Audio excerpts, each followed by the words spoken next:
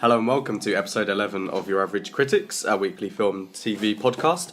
We're recording on a gloriously sunny day and we're all rocking the shorts and t-shirts. Hopefully when you're listening to this as well, it is as beautiful a day as it is today. So because it's such a beautiful day, we've decided to sit inside and record a podcast. But I'm joined today by Chris, who's back from sunny Portugal, and Obi. So we're missing Ollie and Joe today. If anyone knows of Joe's whereabouts, please do let us know. And Ollie... He's missing. I'm going to put him on a milk cart, didn't it? Missing, assumed dead. And Ollie has gone to somewhere called the theatre, which apparently is like going to the cinema, but it's not recorded onto film and is not presented on a screen. Sure. So I don't know why he would do that. Like... Ollie, man, you realise you do a film podcast. Anyway, he's obviously turned to the dark side. So today we're going to be talking a little bit about Free Fire, which we saw a couple of weeks ago. Have a discussion about reality TV shows and how trashy and lovely they are. Obi's going to give us an update on Riverdale and Scandal. And then we'll talk through some other films that we've seen recently. But first, anyone got any film news or trailers or anything like that? And also, I apologise for my nasally sound. I've been suffering with a cold for like a week, so blame that. So, film news, guys. I haven't got anything. So. I read somewhere, and I'm just trying to look it up now. I read somewhere that there's going to be 6 appearances of Batman either this year or next year within film. 6? 6. So what have we got coming out then? We've got Wonder Woman. Yeah, we've got year. Justice League. We've got... Yeah, I think... it might have said within a year. I'll just quickly have a look. Yeah, so there's the Batman film, Wonder Woman, Justice League. Four Batman films within 2019, sorry. Okay, and then maybe Cyborg. Yeah, or so Flash. Cyborg, Flash, Justice League Part 1. Or the Nightwing film, if it happened. Yeah. Okay. Well, that's alright then, because that's kind of like what Tony Stark seems to be doing. Yeah. Because there's even like a cameo appearance of Captain America in Spider-Man Homecoming. Did anyone see that trailer actually? Spider-Man Homecoming. I don't know if we've talked about it before. It was extended, wasn't it? You saw that little thing come out of his chest and it like flew away, didn't it? And Tony Stark saying you're nothing about the suit, which was a bit hypocritical. No, he said he was nothing about the suit. He said if you're nothing about the suit, then you're not. Then you shouldn't wear the suit or something like that. Oh, Tony Stark actually said that he was nothing about his suit. No. Spider-Man said he was nothing about his suit. Yeah. Right, Tony Stark okay. said if you're nothing about the suit, then you shouldn't wear the suit or something like that. Yeah, I mean... Which is hypocritical, but whatever. Like you said, Chris. I wasn't overawed with the trailer. I kind of thought it looked a bit lame. And it wasn't, I kind of felt the trailer heavily relied on Iron Man. And I kind of wanted... There was too much Iron Man to me. Yeah, I kind of wanted it just to be Spider-Man. Yeah, on his own. There's a few memes going around saying Iron Man 4 and it's just like Spider-Man in the background. Exactly, yeah. It doesn't excite me. I don't know really if Spider-Man as a property in itself can really get me that excited. It's just me, or I feel like, obviously, I thought the Amazing Spider-Man they were pretty decent, and I like Tom Holland as Spider-Man from the cameo he had in Civil War. I feel like Tobey Maguire, Peter Parker, is by far the best iteration of Spider-Man we've seen. Yeah, he was the dorky one, and... I mean, it's because he was the first. Maybe because he was the first one. I don't know, he was relatable more, I think. Like, maybe unique. Yeah, this is it. Whereas like what's his name? Andrew Garfield. He tried to be like quite cool, but I was like, this isn't the Peter Parker I'm used to. So yeah. Anyway. Yeah, because we're depicted by the TV series we used to watch. Yeah, he was geeky, and then he progressively got more confident because he grew older. But I don't know. Tom Holland seems like he's going to be playing quite like a meeky character. I think I also really like James Franco's. So did I. Harry Osborn. So did I. Yeah. So I kind of liked that storyline, like with Green Goblin and Doc Ock, and even the Venom. I actually quite like Spider-Man 3, and I know a lot of people don't like it, but I don't know why really everyone hated on that so much actually. But do we know who's playing Mary Jane? Is it Mary Jane? Yeah, it's the one from the Disney Channel. That's quite vague. Sorry, the mixed race girl. Yeah, it's the one I showed you when it was first announced. Like Zendaya or something. Yeah, it's her. I'm pretty sure. It's her. Okay. I will just people getting angry in it. But... Also, I don't really like the villain who's going to be in Spider-Man Homecoming. Who is the villain? Michael Keaton's Vulture. He looks like the character he plays in Birdman.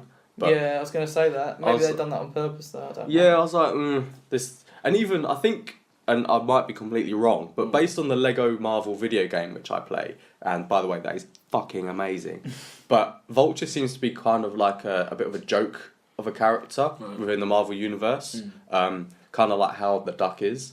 So I don't know why they choose that. I mean, Spider-Man have got so many decent villains, like, and you choose this guy. I don't think she's playing Mary Jane. Is she not? It says her name's it says Michelle underneath her. Oh, right. Okay, so maybe it's not a Gwen Stacy or Mary Jane. Maybe. All right. Well, any other trailers that we've seen the past week or two? Like you said, was it Slight? Slight, yeah. What's that look like? It looks like a different take. There's like a kid who seems to have some sort of powers, like maybe like telekinesis powers. Telekinesis? Yeah. Is that right? Mind control. Yeah, sort of yeah, thing. yeah. And but he's using it to just like portray himself as being able to do like magic tricks and illusions and stuff like that. And like both his parents have died, so he's looking after his sister. And it seems like he lives in like a pretty shitty neighborhood. And he wants to like get out of that neighborhood, obviously, for the sake of his sister. And I think he's like I don't want to be presumptuous, but from the trailer, it seems like he's like running drugs or something sort of illegal activity with people in his neighborhood, and they try and kill him, and he has to use his powers. And it looks kind of cool. Obviously, it's not like, doesn't seem like a typical like superhero inverted commas film, but it looks like it might be like a different take on the genre. Yeah. Well, the trailer announced it as Chronicle meets Iron Man. I don't know if either of you have seen Chronicle. I've seen Chronicle. Yeah. I thought that was a good film. It's like kind of like that's about teenagers coming to terms with their powers, really, aren't they? So doesn't one of them go a bit over the top? Yeah. Like, yeah. And one of them turns back. Michael B. Jordan, isn't it? Yeah, Yeah, and yeah. Dane DeHaan. But I feel like they could have executed that film just a little bit better. I agree. yeah, but Chronicle meets Iron Man.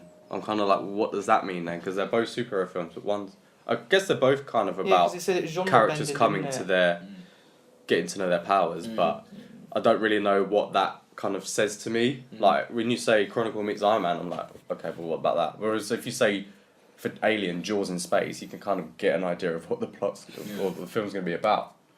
The cast is largely unknown as well, which I quite like. Yeah. Just like get fresh Because you don't have any fresh faces. You don't have any expectations of Yeah. them, do you? Because if they cast like I don't know Michael B. Jordan in that role, you'd be like, oh, well, he was shit in Fantastic Four, but he was all right in this film. So, Yeah.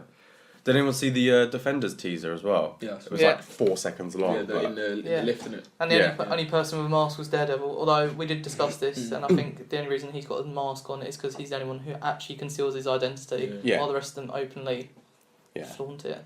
Although Daredevil looked more like what Iron Fist should look like in that lift than what Iron Fist currently does look like. I was kind of hoping that like Luke Cage might just kill Iron Fist.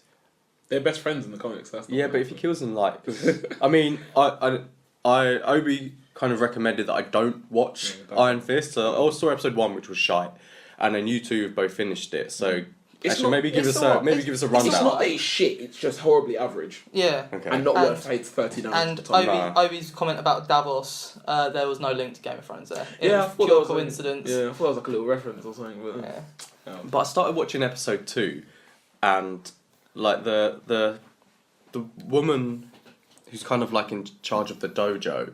I don't know what her. crap, what is her name?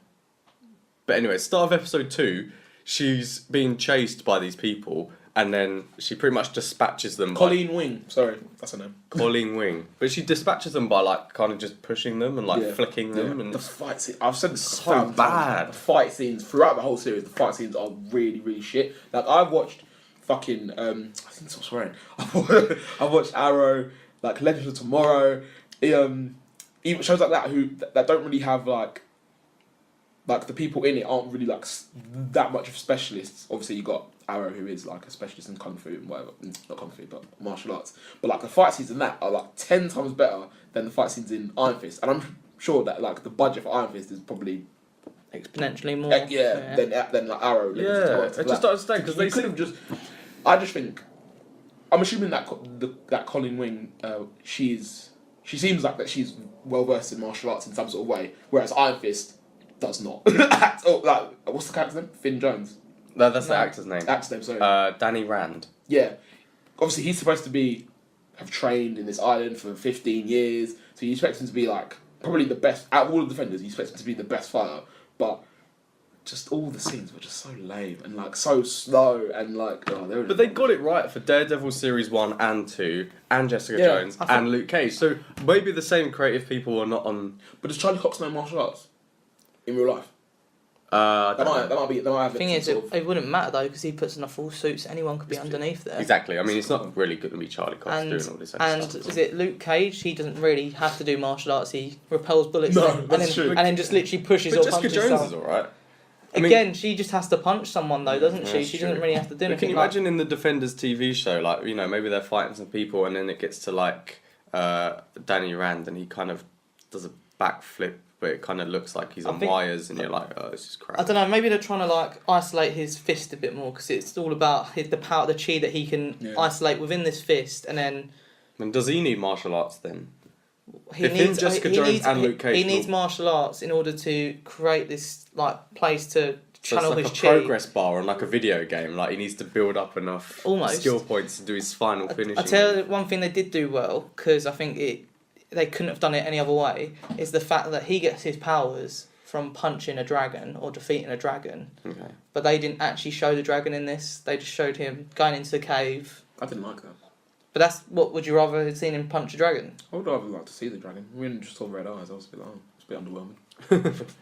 It was all underwhelming though, mate. Yeah, it was, like he said, the best. I mean, he hasn't said it here, but we've discussed it in length, and the best part of it's the Meacham storyline. Yeah, literally, that's all I care about. Like, I was watching. I watched reviews that people did of Iron Fist, and they were like, "Oh yeah, I hated all the boardroom talk, all the stuff with the Meachams. They needed to just focus on Danny Rand." I completely disagree. I think everything with Danny Rand was fucking boring, and everything to go with the Meachams, Joy Ward and Harold Meacham I think it was so much more interesting. Like Ward, I think. The actress and actor that play Ward and Joy are both really good. But you quite like 90210, isn't it? Yeah. You quite like those sorts of kind of not political, but kind of like boardroom style dramas. I do. To be fair, yeah. This is why I think you like that, and then I think the other people are saying they want to see more Danny Rand because it's not 100% about him. And it was more like 50-50 at some points, even 70-30 to the Meachams, because true. You kind of needed to see what has been going on for the last 7 years, 15 years. But he doesn't seem like a good leading actor, Finn Jones. Well, and apparently he's going to be the guy who's going to be like the leader of the Defenders. It should be Luke Cage. Luke Cage. It should be Daredevil. Yeah, Daredevil. I agree. But we'll see, and it's just the whole. I didn't really like the storyline either. Like I kind of saw it coming as well. Like when she meets up with that guy. Spoilers, by the way. Yeah. Yeah. When she meets up with that guy in the dojo. The bad guy. Oh, Bakuto, yeah, because Bakuto basically. That was really obviously. Yeah, it was. And his voice, it sounded like he was putting on a voice. It didn't sound like it was coming from his mouth. It was so frustrating, and the end fight scene, I was like, come on, be serious. Like, you know what to do. You know what to do. I was like, so Glenn, right, you don't give a shit if we spoil it, do you? No, but okay, we're going to spoil Iron Fist. I'm sorry. Even though it spoiled itself by being creative. Even though you would have thought, that Davos, in all his anger, would have just gone up and been like, cut off his head, done. Exactly. But no. So, like, the end bit, I want to talk about two bits at the end that I didn't like. So, the first bit I want to talk about, like, is right at the very end. So, Joy is meeting with Davos. Davos, who was previously like Danny's like best friend sort of thing. Okay. But Danny left the Come now? Yeah.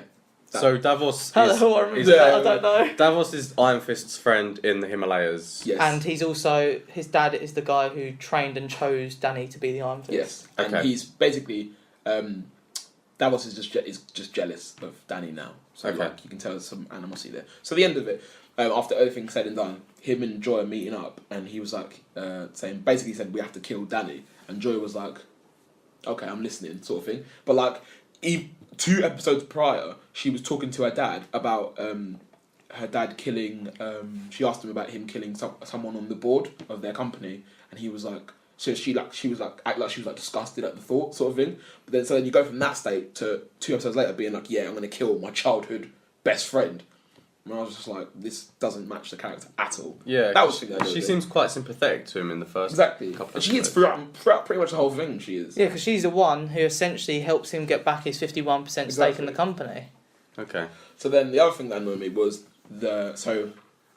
This is it's either the last or the second to last episode. Howard Meacham and Danny Rand are fighting.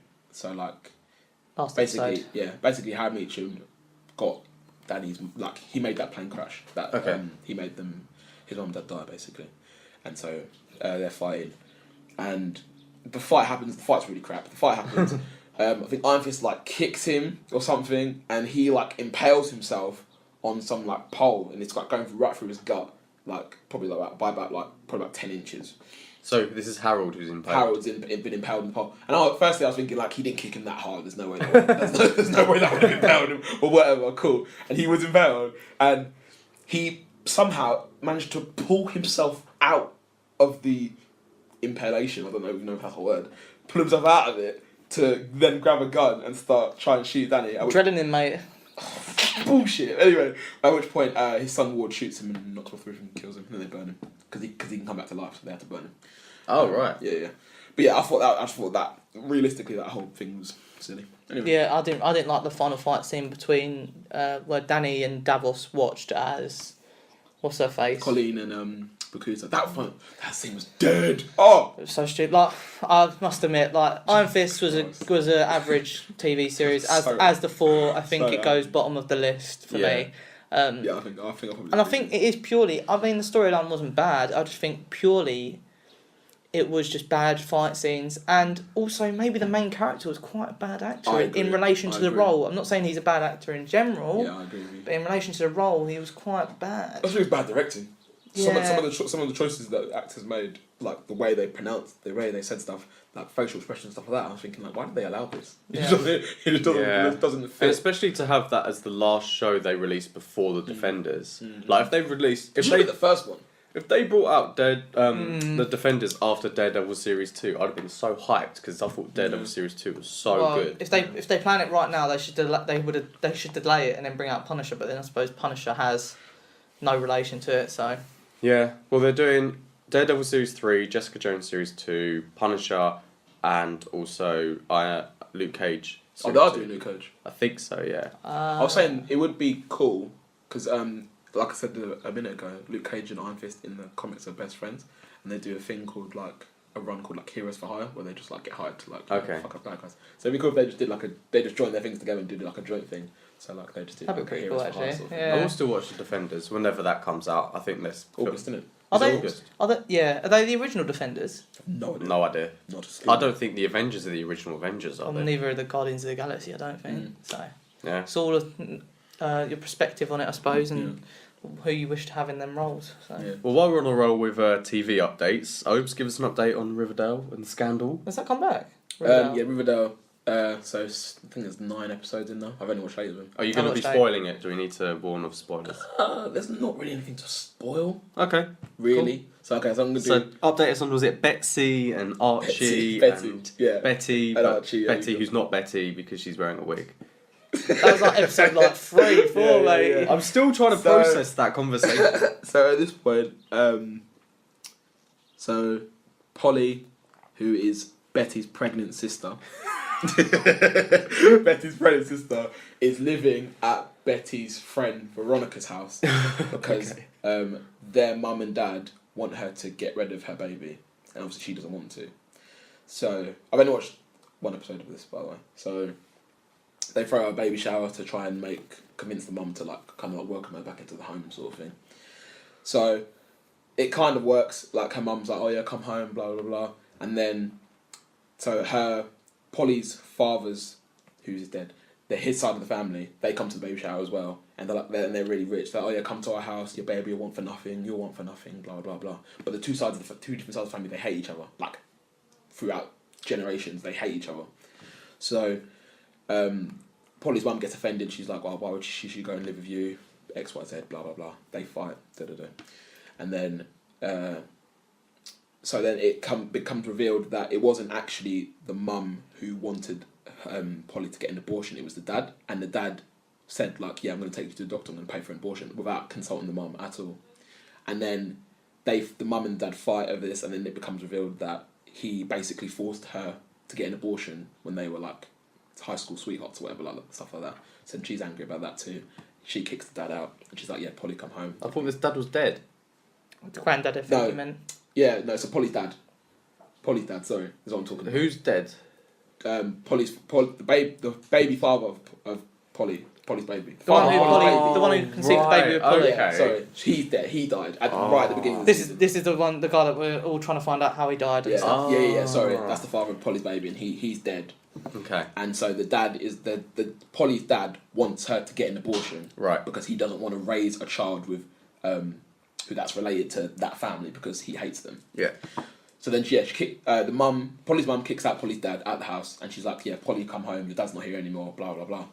But then she decides to go to the other side, their family, the rich people. So then that's one part of the episode. The other part of the episode focusing on Archie's dad and his construction company. At this point, Archie and his friend Jughead are living. Jughead's living with Archie because Jughead's dad's a bit of a drunkard, basically, and he's a bit of a shit dad.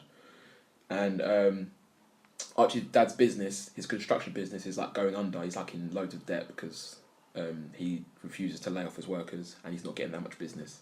Then he gets this huge deal to build some big construction for some big centre or whatever. So like he's like, oh yeah, this will lift me out of debt, sort of thing. And then sorry, I lost my train of thought. And then someone anonymously comes and steals his workers, so he hasn't got anyone to obviously do the construction for him. So then he's like searching, looking for people to help him do his job. At which point Archie and his friends offer to help his dad, like whilst he could to do the bit of construction, whilst he looked for like proper professional workers. And so whilst they're doing that, people come and fuck up their equipment, and they beat up one of Archie's friends, and then they run away. And they assume that it's the local gang in the neighbourhood, the Southside Serpents. Yeah, it's a silly name, yeah. But they don't actually know; they're just assuming. So then Archie, to go and stick up for his dad, goes to the pub where they all hang out to try and find out the people who beat up his friend and fucked up his dad's equipment.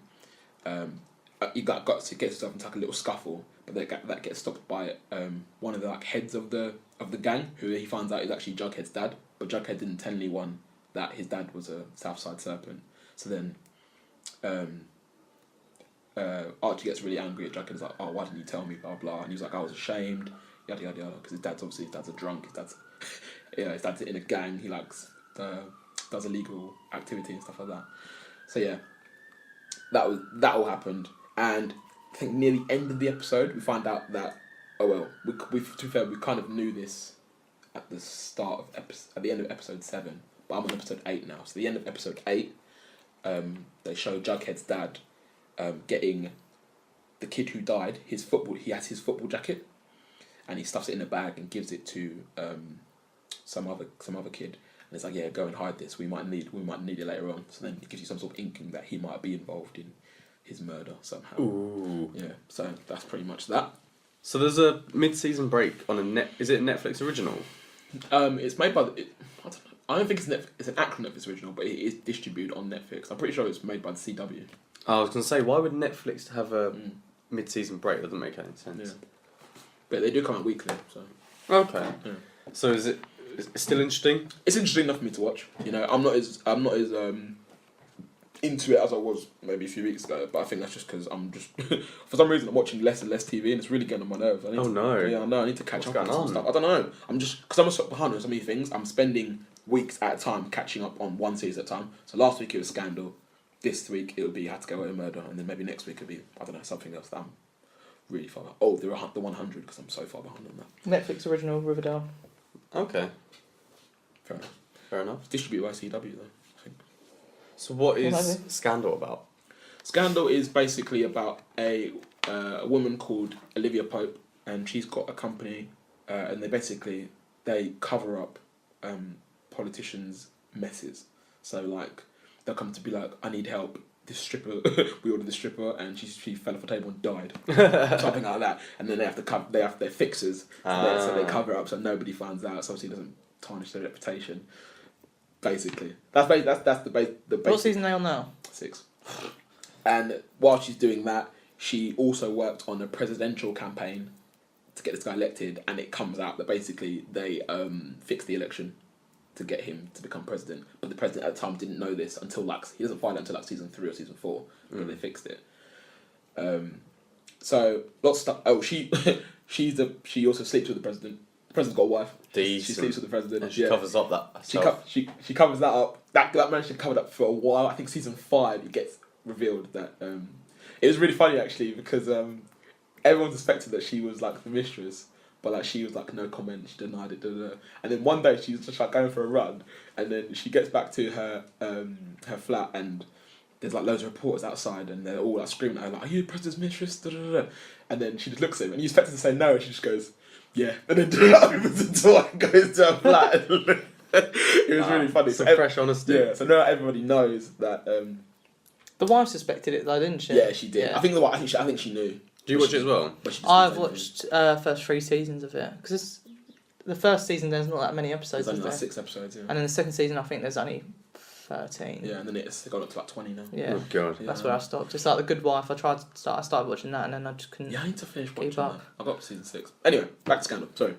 So now we're at a point where the current president, he's done his 2 terms. They're coming to an end. So they're getting ready to vote in a new president. The president's ex-wife is running for president. Also, she's Republican. The Democrat on the side is a guy called Frankie Vargas, who was also in Desperate Housewives. But and his choice for Frankie Vargas' choice for vice president used to be the chief of staff of the current president. Okay. Yeah. And the current president is a Republican, by the way, so that was a bit of controversy. Okay. So season 6 basically starts at election night, and everyone thinks that the president's ex-wife Melly, everyone thinks that she's going to win, but it turns out that Frankie Vargas wins. Whilst he's giving his acceptance speech, he gets assassinated.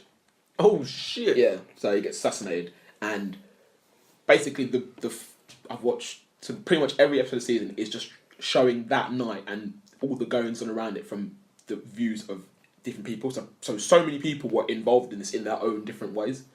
Basically, the guy who was running for vice president has been framed for Frankie Vargas' murder, so he's facing obviously death penalty, treason, blah blah blah, stuff like that. So he's in prison, and then the president's current chief of staff, she was involved in it. Olivia Pope, the main character, her dad, he was involved in it, and it's all a bit nuts. Like everyone was getting people getting shot, people betraying other people.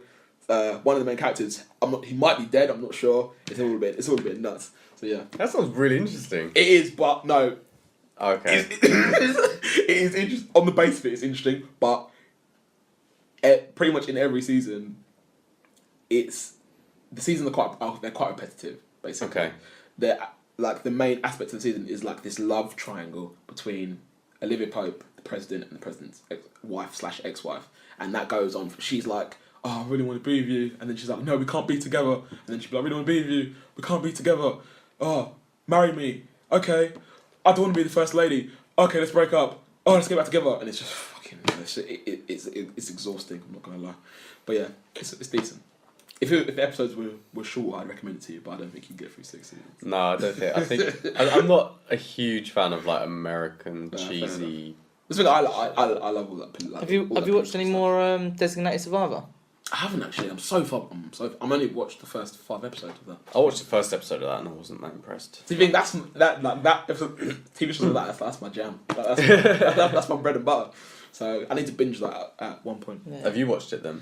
No, I watched the first 8-9 episodes of it. I think it's on episode 15 now. Quite far Do behind. they have a season break as well? Oh, mid-season break. I think they did, and now they're regularly bringing it out every week. It's the same with Shadowhunter. It was the same with. I'm not sure with Shooter actually. That was a good one, Shooter. Okay. But the main actor in Designated Survivor is Kiefer Sutherland, who was in 24. And me and Chris were saying, every time he does something shit, which can you just turn to Jack Bauer and be sick, please? Just start shooting people. Okay, and Walking Dead's just finished, right? Yeah. We spoke a little bit about it with Ollie last week, but he was kind of cagey. So how does episode 16 or how does series 7 finish? You don't have to spoil it if you don't want to, but in terms of, was it a fitting end to the series? Yeah, I mean, I didn't see a lot of it coming.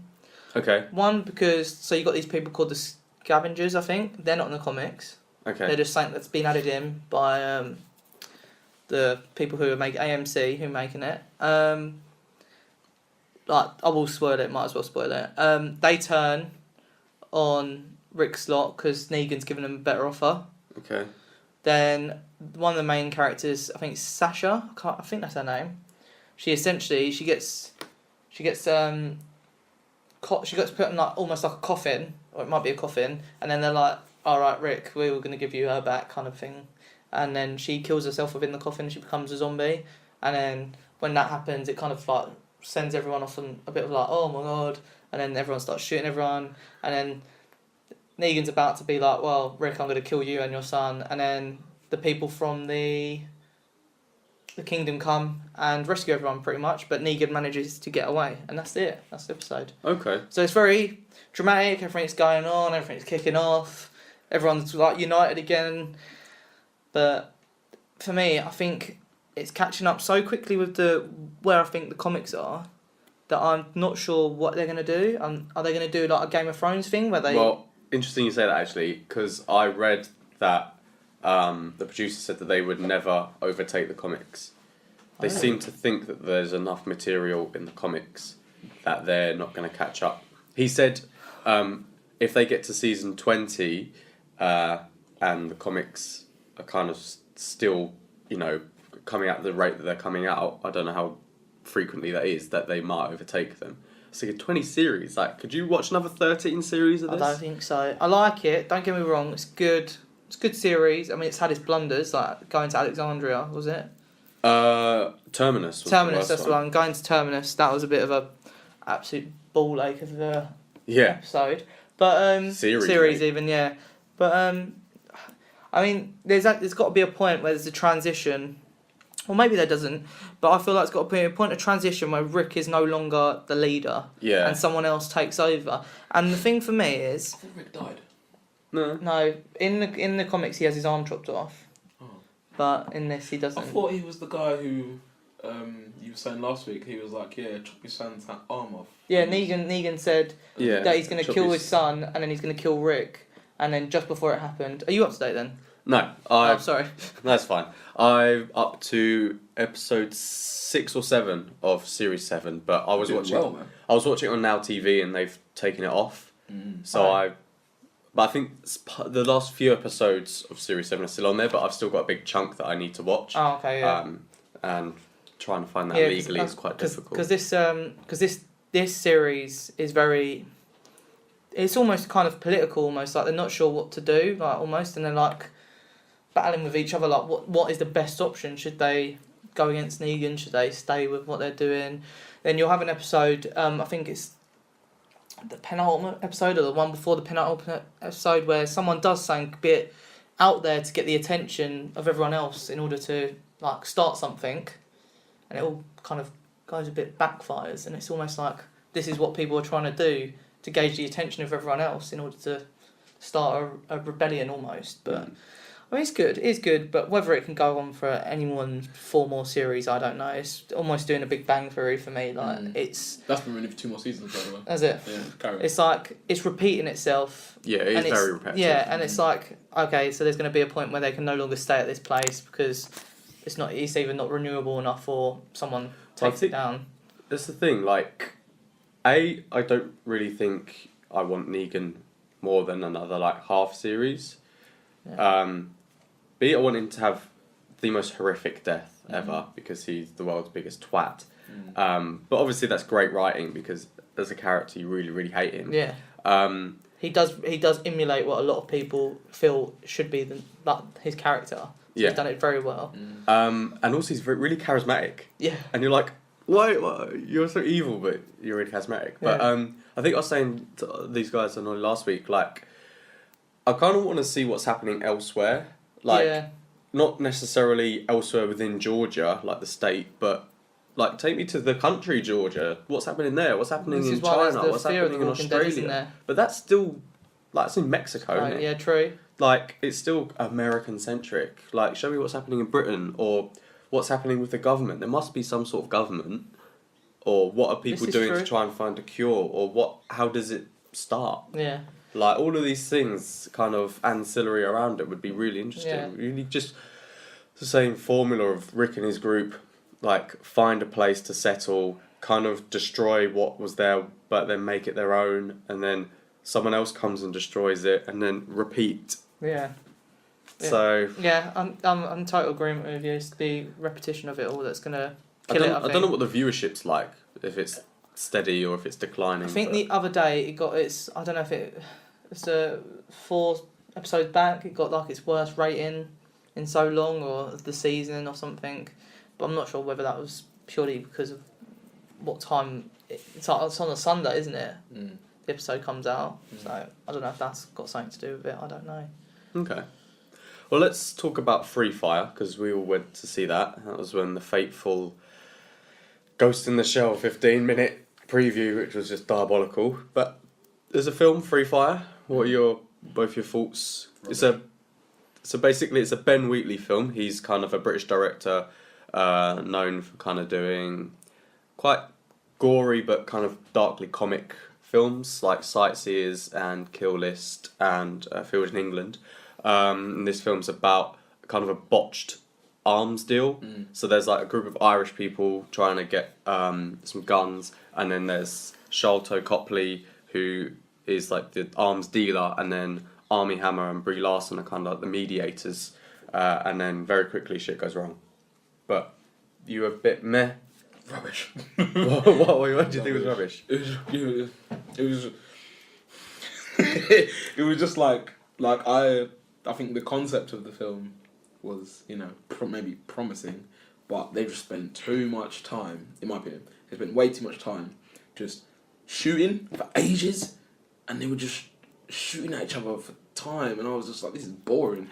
I got after like 10 minutes of all the shooting, I was like, fucking hell, can we... Almost seemed like unnecessary shooting at times as well. Can we just move on now? Yeah. And then some random people came in and started shooting. I was like, who are you? It was pretty gory. I mean, I thought it was an alright film, and then when I saw it as a film as well, Yeah. which kind of made me think it was alright. It was better than what I thought it was because of who's made it and stuff. But it had a bit of comedy. I mean, I didn't laugh as much as some other people in the cinema, and it was. I think it's quite clever how they tried to keep it in one room for however long the film was, but at the same time it's a bit like boring. Like they're just going round and round in a circle, essentially running away from each other, shooting each other, and it's almost like, where's the negotiation here? Where someone had an argument with someone else, it could have been easily resolved by I think that's the some of the inherent humour within the film is the fact that if these people had just kind of talked about it, then it would have been resolved. But it's all kind of like a farce because people don't even know what side they're on in the end, and they're just shooting, and they're none of them proficient in guns. So at least it's like there's an element of realism there. Like not everyone's getting headshot straight away like they do in The Walking Dead and stuff. Yeah. So yeah, and I mean the ending as well. Like you see two of them come together as like, let's just go to the pub. We've done our bit, and then. Well, the ending says it speaks for itself if you watch the film. The thing I liked most about the film was the way it ended, I think. Yeah. Okay. I haven't got much to say about it. I'm not sure if I saw it coming or not.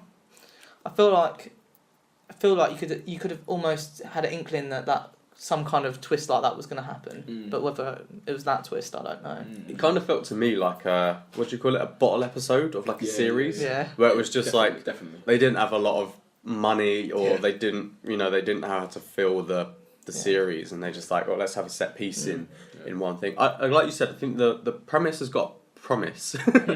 That's a bit of a tongue twister, but to even feel like 90 minutes was a bit of a stretch, and like you said, it was quite repetitive, and I didn't think the dialogue was all that great either. No, the dialogue was just shouty, sweary, like fuck you, no fuck you, haha, fuck you. So I was like, I mean, and all fucking shit like that. Yeah, I know we swear a lot, but I don't think when people just swear in films incessantly that I don't find it funny. Yeah. Like for me, that isn't like obviously sometimes when you swear it's funny, but that was just too much, and there wasn't really much else of a dialogue. And yeah, I mean, I didn't mind it. I think it was too long. I don't think it was really a feature film. No. It could have been an episode of something. That's a film that I feel like was made directly to go like straight to DVD or straight to TV. TV, yeah. But what's it? Did it make money? Because there was a lot of famous faces. I thought. Yeah. Like the two main like guys of each team were pretty famous. Brie Larson and the guy who was actually quite good at shooting were pretty famous. The guy who comes in midway is quite famous as well. I can't remember what he's in though. What the large guy who doesn't really speak? Yeah. He's in. I think he's in like the Keith Lemon sketch show. I think it's that guy. Oh, okay. But yeah, there were quite a few famous faces, and it was all right. I think. I can't really think what they could have done to improve it. Maybe if there was, if they went outside of the. Yeah, maybe if they had a bit of backstory. Setting. Maybe if they had like the reason why the two guys were so angry in the first place before it, or maybe had the reason why them two guys wanted to have the guns in the first place. I don't know, but then I think there was a suggestion it was for the IRA. Yeah. And I think it was, but yeah, like you said, it was. But then I guess that defeats the point of the film itself is to. Yeah. The film itself is to be set in one warehouse and just have a shoot 'em up, but yeah, I was a bit frustrated. I was like, come on, just have a little bit more. Yeah. So I think for what it was, I can't really think of what else I would have done to make it better, apart from maybe have some bit wittier dialogue. But yeah, I guess it was just average. Then people were like comparing it to like Reservoir Dogs, and I was thinking like I'm not the biggest fan of Reservoir Dogs, but even that I feel was a much better film than Free Fire, because even in that the dialogue was. I think the only reason they compare it to it is because Reservoir Dogs was pretty much the same. Like they went somewhere, they came in, and then they went into the place, and then it was a shootout. So. But the thing is, in Tarantino films, the shootout doesn't last 90 minutes. Yes, Tarantino dialogue's pretty sharp, but yeah, I don't know. Out of 10? 6. 6 at a push, probably 5.5. What would you say? 5. Yeah, but so when you rate films as like 5, because that is bang in the middle, is that average for you, or is 5 kind of like a negative score? I think. No, for me, 5 is average. Do you think? Yeah. For me, and I know this kind of seems counterintuitive, but for me a 6 is kind of like average. Yeah. If I give something a 5, I probably don't like it, because I would very rarely give something a 0 or a 1, and I would very rarely give something a 10. Keep Lemon film. 0. Tron Legacy was a 1. True, Captain America's a solid 0. Oh, get out of here. But for me, my range is probably between like 4 and 9, Yeah. so Fair enough. 6 is pretty It's much. like whenever I'm on Netflix, I always rate the ones I've seen, and I'm like. But now you've got to give it a thumbs up or a thumbs down, don't you? I think they still see the 5-star system is still on there on the iPad, but it doesn't seem to be on something else I use. Laptop, probably. Yeah. Fair enough. Okay, well, let's get into our main topic this week, which is... Actually, wait, before you go on to that, sorry. Oh, okay.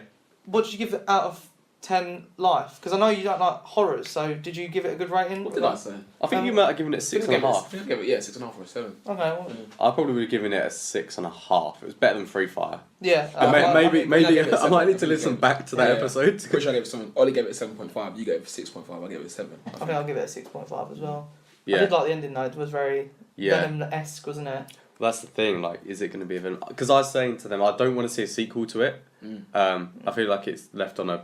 I want to imagine what it's like. Would you be annoyed though if Jake Gyllenhaal was Venom? No. He's pretty much Tobey Maguire anyway, so... Just a bit darker. Yeah, they look... No, I mean, he looks like Tobey Maguire. Oh, right. Do you think? I kind of get them confused. I don't know. But yes, now back to the main chunk of the film, if we may, Chris. Yes. Is reality TV. So this is also going to be dedicated to Obi's sister, who loves shout out reality to TV. I know. Let's talk about reality TV in general first. Like, how much reality TV do you guys watch? And what would you classify as reality TV? Anything that's not scripted, that's not fictional. That's not fictional, but you almost said scripted. Yeah, I was going to scripted, but I know. But then Made in Chelsea is exactly, it's scripted. like half scripted. Isn't it? I don't watch it, but apparently it's like. Yeah. It's pretty scripted. Yeah, Okay, it's like but then if... guided reality. But I'd say that's reality TV, probably. Is it? Yeah. But if something's scripted, then is it reality? Surely that's just a presentation I'm of pretty reality. sure though, in every reality TV series there is like some script to it. Like I'm pretty sure Keeping Up with Kardashians, I'm pretty sure that's got to be scripted in some way, shape or form. Yeah, but then it's not real, is it? It's artificial. But what about things like The Bachelor or what was it, Sunset and Suspicious Parents? Are they reality TV or is that more like? I'd say it's reality TV. Would you say Sunset Suspicious Parents is like a documentary? Even like Snog Marry Avoid. Not Snog Marry Avoid. Well, yeah, that. But what's the one where they do the wedding? Don't Tell the Bride. Don't Tell the Bride. Yeah, even that's like sort of reality TV, isn't it? It's got to be in some way scripted. You can't. We haven't mentioned Big Brother. Big Brother's my jam. That might not be scripted actually. That might be that is probably real, although they do kind of. There was a video that went round. I think it was on Big Brother last year, and they were showing like I don't know where they got this video from, but it was basically showing the housemates like all waking up and they get up and they all like just have their little conversations, stuff like that, like stretching, yawning, whatever, and stuff like that, and then Big Brother's like talking to them and saying, "Oh, well done, housemates. We need to like." Run that again, sort of thing. And really? Yeah, and they all get back into bed and they do it again. And I was like, what? What? It's so weird. I was thinking like... But don't they have the live feed on like E4 or something? Not anymore. Oh, really? Yeah, they used to. It's Channel 5, isn't it, now as well? Oh, yeah, that's true. They don't true. have it anymore.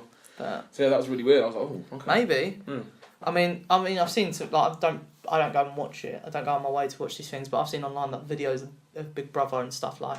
I saw that thing when what's his face died, and the woman was like, "Oh my god." Oh yeah, David Bowie, and they thought it was David Guest. Yeah, and then like you have that thing with what's his name, something Bear, and he was like having an absolute meltdown in the diary room, and then some absolute wamp bloke just comes in and he's like, "Can you sit down?" And he melts, yeah. Yeah. But he's going out with Charlotte from Geordie Show. What the hell? They do that tattoo. Yeah. This is a ridiculous show. What a ridiculous show. You get some random person to go and tattoo your body, and then you tattoo theirs, and then... Yeah, but this is the essence of what makes reality TV, is people who are so desperate to be on TV.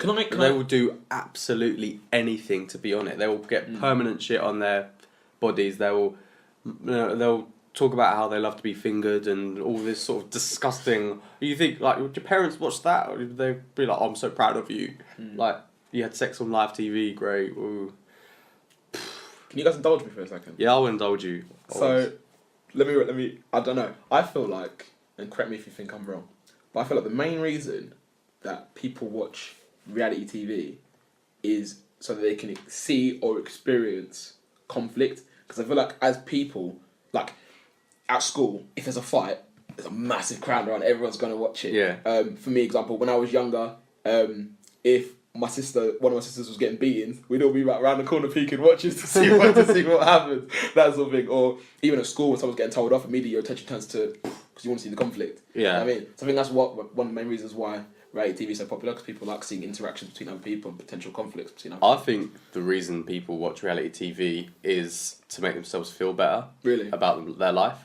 Because you watch like Made in Chelsea and you think all these people, all their daddies are so rich and, you know, they go hunting and clay pigeon shooting and all their friends are so safe. But then you realise that like most of them are twats and they still cheat on each other and they still have heartbreak and even like all the money in the world that they have, and you know they're heir to McVitie's and their dad's Richard Branson or whatever, and like, they're still not happy and you're like, yes. I kind of agree with you both, but I sometimes think that people watch reality TV to watch something that they would like to be their life, but they know in reality won't be their life. So it's kind of almost... It's really hard to explain, because I wouldn't say like I watch it because I want to be on Geordie Shore and I want to go out always drinking and stuff, but sometimes I do. Yeah. So maybe it is my life, but is it like vicariously living? Yeah, almost. I think at some points that's what people do, and then sometimes you get knocked down back to reality because you know that won't be like maybe it's stupid. No, that's why you think that's what you're thinking. Yeah, but for me personally, I'm just going what I feel, and then I just kind of your opinion's valid. Included everybody else. Mine's not valid. Don't worry. Of course it is. I prefer it. Because, like, for example, when I'm watching Big Brother, right, there are certain seasons of Big Brother where you don't remember any of the characters, anything happened, because no one in there was controversial and there was no sort of conflict between anyone who was in it. You remember the seasons with the people who, like, the nastiest people or the most argumentative people, the loudest people, because they create conflict, and that creates good television. Entertainment, It creates better ratings. Yeah. Well, that's why they script some of, like, Made in Chelsea and stuff, because if Like, if a documentary crew followed us around, I can't imagine, like, they'd be particularly Too much entertainment. interested. Like, you know, there'd probably be I'd get handed a script, like, tell Chris he's a prick and, you know. But I Probably take think it, innit? Well, that wouldn't really be interesting, would it? there was rumours that Geordie Shore was scripted, and I think partly it is, but, like, I watched something on season 14. Oh my God. Of Geordie Shore started, like, How have none of them got, like, ago. liver problems? Well, I don't know. But the thing, like, most of, like, the original people are all gone now. So it's kind of rubbish. And they got, I showed you them. Yeah. Butters. Anyway. So this new guy comes to the house and one of the old guys starts in a fight with her and she's proper, like, she pulls her weave out, like, pulling her hair, and they're proper fighting. I think that can't be scripted. Like, Yeah. why would you sign up to that? Like, I know. getting fucked up on. It depends how much you're getting TV. paid, I guess. I suppose. But Like, there's like a TV show where, is it 40 Days in Prison? And they just stick a normal person in prison for 40 days, or is it 40 days? It might be exaggerating on the days, but they stick a normal person in prison with no safeguards around them. Yeah. And then you see what happens. Why would you do that? It's like when they did that, they sent a load of people to, like, Eden, or, like, some Scottish island, and then they forgot about them, and, like, they weren't even being televised. That's hilarious. But it'd be interesting to see what you listeners, why would you watch reality TV? So if you do watch reality TV, why? Do you agree with Chris that you kind of live vicariously through certain things, or Obi, is it a way to, like, manage conflict? Or you're kind of cynical like me and you just think it makes you feel better? So tweet us at YSC Podcast 17 or give us a post on Facebook at Your Average Critics. And while you're at it, listen to us on SoundCloud and give us a lovely review, just like we've had from some lovely chap from Chicago. And we also realised that we have listeners from all over the world. Yeah. So we're quite chuffed with that. Yeah, shout out. I didn't even know we had a Shout out comment. our global listeners. But yeah, do get involved in the conversation, and we'd definitely read some stuff out if you send it to us. But back to reality TV. What's your... Oh, what were you No, gonna say? what are you going to say to I'll me? say, what's your favourite reality TV show? my favourite reality TV show, Like, ever? Of all, like, unashamedly, actually no, I'm very ashamed of it, is X on the Beach. Why? Because Yes! That's exactly what I was going to because say. they are all just absolutely deplorable people, and they are so interesting to watch. So, like, if any of you don't know what X on the Beach is, essentially it is like a bunch of attractive young people, well, most of them are supposedly attractive, get dumped on the beach, and for the most part they think they're just on some sort of reality TV show, and then That's nonsense. they get sent. Well, that's the thing. Yeah. Like, they get sent to a villa, and basically it's like they're just there to party and fuck and things. And then three of them get sent to a beach, and one of their exes comes out of the water, and then it's like, oh my god, and you know, and it's always like, oh, I came back to get back with him because I love him, he's the love of my life, but I cheated on him 4 times, and you're like, okay, and then yeah, they will hook up with one another, and it's so many arguments and tears, and I don't know, I think I get really angry watching it, but for some reason it makes me want to watch it more. See, this is why I feel like my point about reality TV is completely wrong, because I love watching that show. I think it's so funny, like, but I'd never was it the word? Vicarious. I wouldn't see that myself. I think that at that point I just find it funny. I think I just like watching these things because I can see how fake it is. Like, Yeah.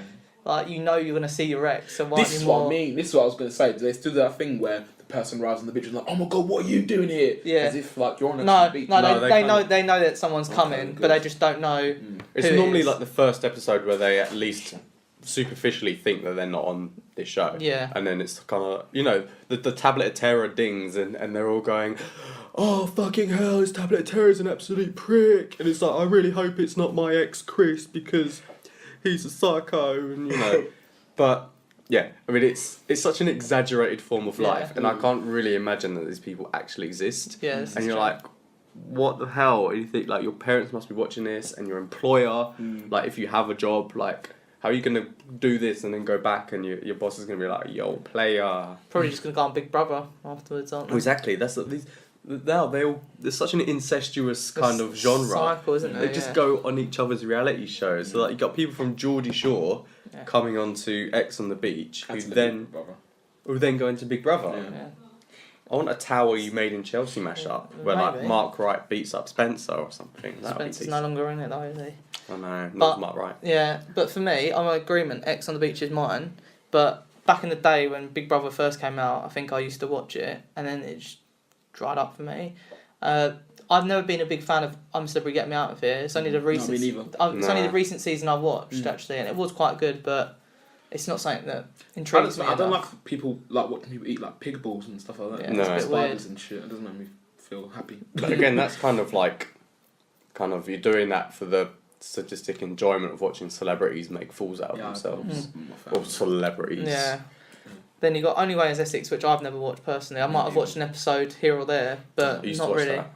Back when Joey Essex was like kind of unknown. I've never watched an episode of it. Made in Chelsea is the one I watched quite a bit of, Yeah. and then again, it's just dragged out so long. Like all my favourite characters are probably gone now. So, But the thing is with those sorts of shows is I don't know if any of them are genuine.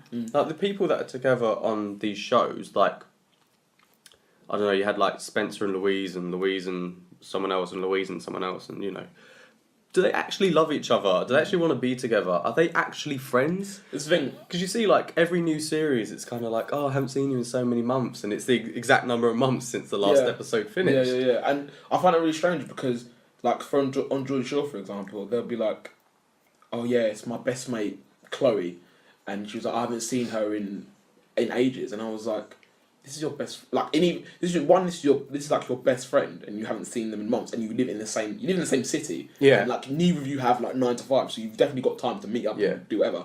And then there was one bit in Geordie Shore where like one of the characters was secretly going out with someone else, and I was like, how can you like? And both the person, her and the person she was going out with, they're all like in the same like. They've all been on Geordie Shore before, so like, if you're all friends, how do you not know when one of them's going out with the other sort of thing? I just think like I don't know. I just find it really strange. It seems. I mean, I wonder if they actually are friends. In real I would life. like to know that. Like, well, it's all just a performance, isn't it? And like, seriously, some of the stuff they do to each other, they can't actually genuinely be friends this because is it.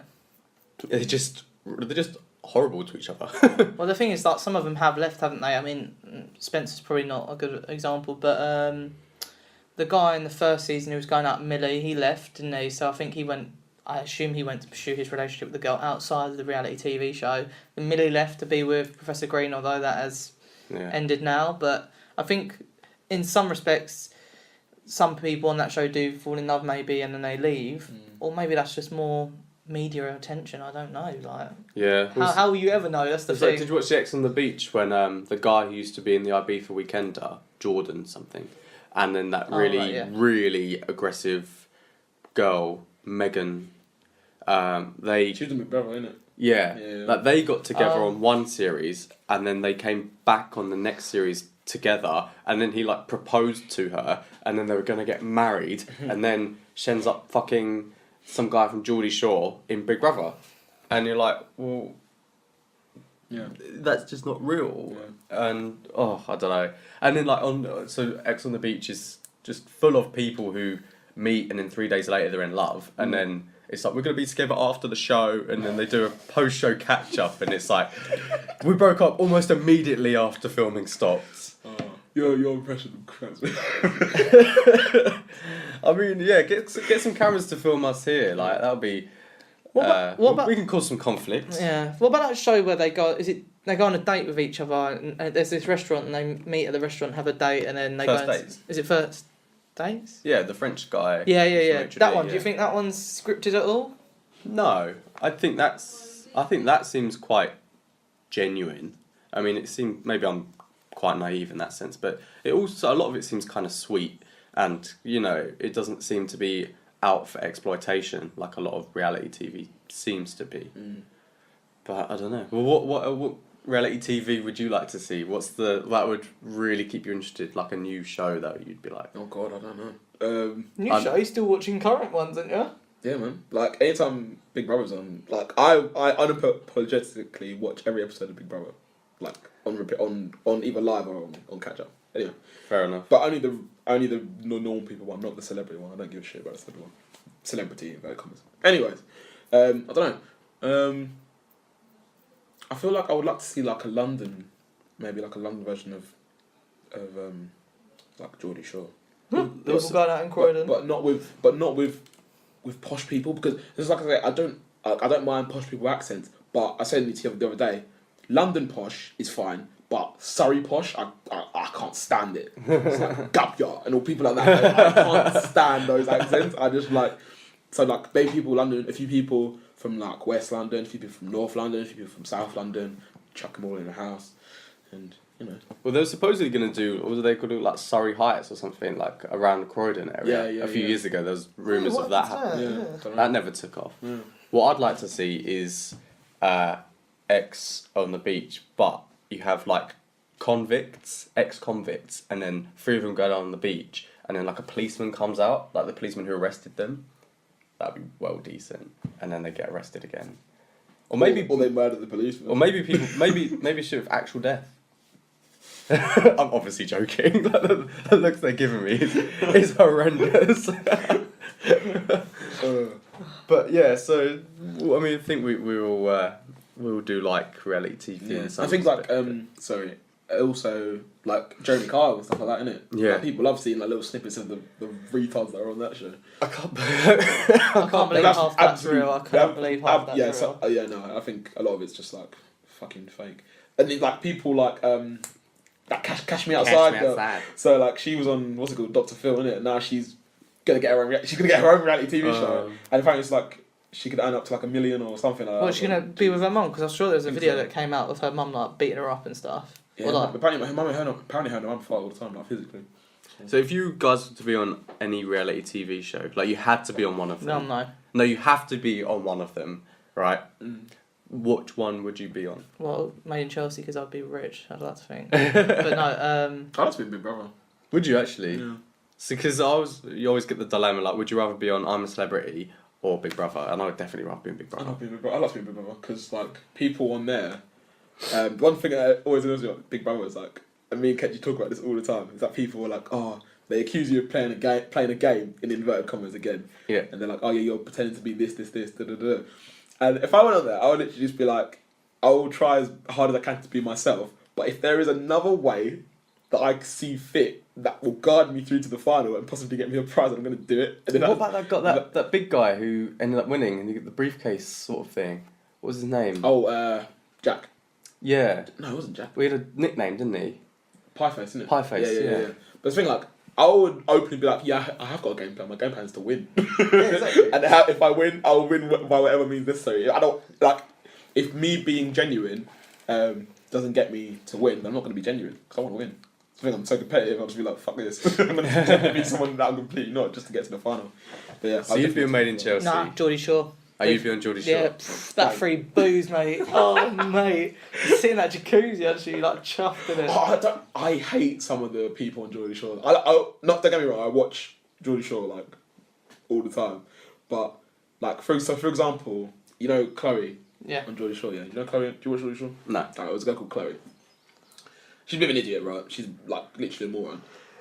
And this guy called Marty comes into the house and she's like, oh yeah, fancy and blah, blah, blah. She gets with him, I think they have sex a couple of times, and he's like, oh yeah, I don't want to get with you anymore, sort of thing. And she's like, oh yeah, that's fine, we can just be friends. And then like, every time he like tries to pull someone out, she goes mental, starts kicking off, starts hitting people, starts throwing stuff all over the place. And they argue and stuff like that, and then it causes like a big divide in the house, whatever. That's fine, I don't mind that. But it's then afterwards when she's like, oh yeah, I need to learn from my mistakes, blah blah blah blah, yada yada yada. And then she'll come back into the house the next season and be like, oh yeah, I still really like Mai. If he gets with anyone else, I'm going to kick off. And I was like, one, like, get over him and get over yourself. Two, if this guy is making you go so crazy and hurting your feelings and whatever, just don't go back on the show. Yeah, I know. Like, it really winds me up. I'm just like, I don't know how old the girl is, she's probably early 20s, probably younger than us. But I'm just thinking, like, grow up. Probably like the most fucking in boring between person us. on there. Grow up! But yeah. You grow up. But they mug themselves off all the It's time. annoying. And I don't know, just thinking like, are you really that stupid? Yeah. Like, But I never believed that Joey Essex was as thick as he portrays himself to be. no. Mm. God, if any of us or any of our mates were on a reality TV show, I'd rip them to shreds. So, have any of you seen that American TV show? It's like a prank show fronted by David Spader. It's basically like people are kind of falsely recruited onto like a TV show or a game show or some chance that can make them famous, but then the show pranks them. But they always do this like pre-show interview thing, and it's like, oh, so what are your hopes? And it's always like over-exaggerated people, and they're like, oh my god, I'm gonna be famous, I'm gonna be the next David Beckham, and you look at these people and like, you're an absolute arsehole, but then they get pranked, and then they're like, oh my god, you know, because obviously the camera's on them, they're like, oh yeah, ha ha, so funny. I'm just like, why would you do this to yourself? And not only is it a terrible show, but the people on it are terrible. It sounds terrible. And it does really, when I watch reality TV, it makes me really angry, but I still watch it. I mean, it's the same with Arsenal, really, but Fair. you know, that is probably the most dramatic reality TV you could ever watch, being an Arsenal fan. Or in for tomorrow. Yes, playing Crystal Palace. But anyway, we're going to do a second from the archive, which is the segment that we started last week. So in this, basically, one of us is going to take some time to do a little bit more of an in-depth review about an older film. So the criteria is it has to be on DVD or shown on TV. So basically something that's not in the cinemas. So what's your choice this week, Obi? So I've chosen the Davinci Code, which is based on the book with the same name, I think, by Dan Brown. Dan Brown, yeah. And it has Tom Hanks in it and some other people. Ian McKellen's in it for a bit. Basically, it's about a professor of religious symbiology, which I checked to see if it was an actual course, and it's not. Oh, really? And I'm really disappointed because I would like that sort of thing. I would have liked to have studied. But yeah, he gets brought to a museum by... Excuse me. He gets brought to a museum by a policeman after I think a curator. Is that right? Is that the right word? Curator is murdered, and as he's murdered, he like does some weird. He makes some weird symbol on his body or something like that, and yeah. So Robert Langdon, because he's like the don of symbols. Like everybody knows that he's like the expert. They get him in to try and find out who murdered him, but they've got another woman comes in and she reveals to Tom Hanks' character that the policemen are actually tricking him into like signing a confession to the murder of the curator, because the curator wrote his name, Robert Langdon's name, in I don't even know what it was in. What did they write? He wrote it into like invisible ink or something. Anyway, so he tries to find out why, and this woman as well, who was the curator's granddaughter, they go on like, basically they're on the run from the police, so they're trying to find out what why they've been led to the curators, why they've been led to this point. And they get lots of clues, don't they? Yeah, exactly. So it's kind of like a treasure hunt sort of thing. So they have to like get all these clues and do all these puzzles to try and find out what is like basically what's going on. So they get to a point where they find out that the curator was part of a secret society that's been going on for generations. I can't remember the name of the secret society. Is it the Illuminati? I'm not sure.